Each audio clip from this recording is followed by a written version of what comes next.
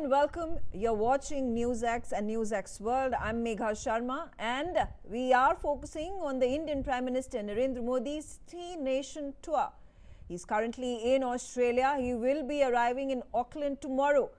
And in the backdrop of the free trade agreement that has been signed between both the countries, India and New Zealand, earlier this year, his visit to New Zealand becomes even more important.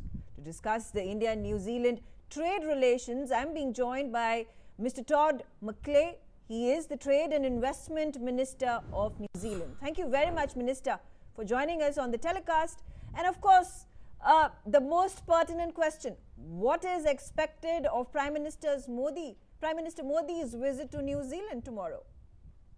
Well, thank you so much for having me on. There's a lot of excitement in New Zealand, the first Indian Prime Minister to visit New Zealand in 40 years, and it really demonstrates the growth of the relationship. Both the government of New Zealand and India have been working closely together over the last 2 or 3 years.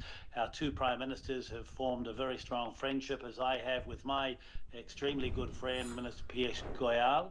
And so Prime Minister Modi's visit here will be a celebration for New Zealanders, and it underpins the significance and importance of the free trade agreement that we signed just a few months ago when I came up to New Delhi.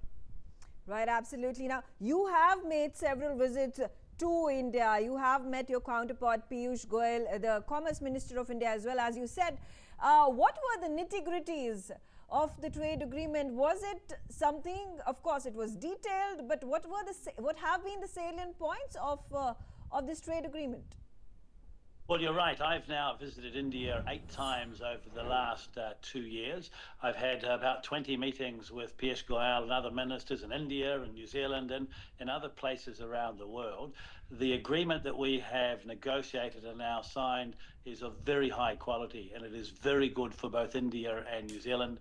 It's quite well balanced. It has, of course, much better trade access. A number of tariff rates come down for New Zealand goods into India. We've also agreed to cooperate. We're going to have a lot of our agencies and our companies help working away with Indian producers, food producers, to improve a lot of what is done there, very similar to what we've done in New Zealand.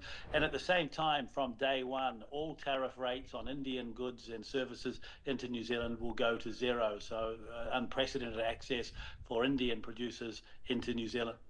Absolutely.